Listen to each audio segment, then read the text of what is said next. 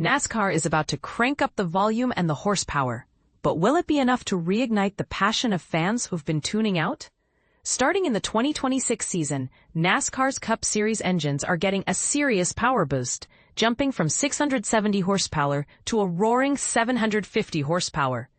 This change will affect all oval tracks shorter than 1.5 miles, 2.4 kilometers, as well as road courses.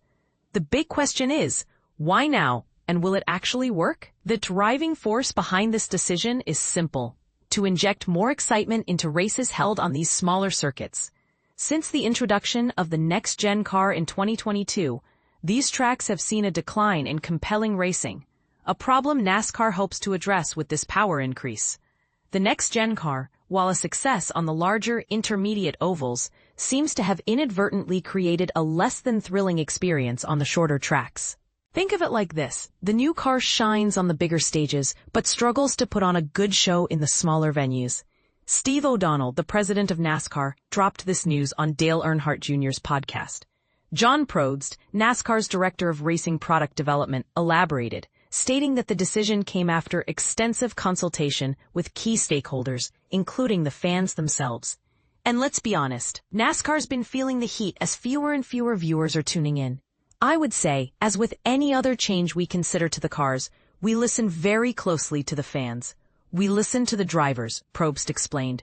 We have stakeholders in broadcasting, OEMs, manufacturers, and race and team officials, so we never lack for feedback. Our fans are very passionate. They give us their honest feedback, which is very important to us. But here's where it gets controversial. Many fans have voiced their frustration with the current short-track racing package, particularly the lack of overtaking opportunities.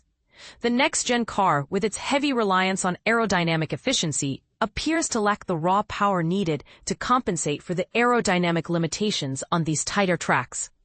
This has often resulted in predictable, processional races, a far cry from the door-to-door battles fans crave. It's like watching a parade instead of a race. The 750 horsepower figure was carefully chosen as a compromise. NASCAR and the engine manufacturers believe it offers a significant power increase without jeopardizing the reliability of the V8 engines. Doug Yates, CEO of Roush Yates Engines, mentioned on SiriusXM NASCAR Radio that bumping the power to 750 horsepower wouldn't be a major headache. If we were to increase the power from 670 horsepower to about 750 horsepower, it probably wouldn't make much difference to us today, he said. But going back to those 900 horsepower engines would be a major project that would certainly reduce the engine's life. In other words, they're trying to find that sweet spot between performance and durability. It's a delicate balancing act, and this is the part most people miss.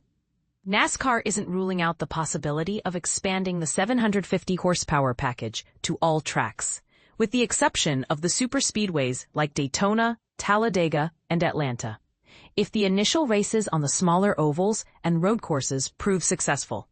This means that if the power boost delivers the excitement they're hoping for, we could see it become the new standard across the board. This could drastically alter the racing dynamic on all but the highest speed tracks. NASCAR is clearly trying to address the concerns of its fans and revitalize the racing product. Will this power increase be the magic bullet that solves the short-track woes? Will it truly bring back the excitement and close-quarters racing that fans have been missing? Or is it just a Band-Aid on a deeper problem? What do you think? Will 750 horsepower be enough? Or is something more radical needed? Let us know your thoughts in the comments below.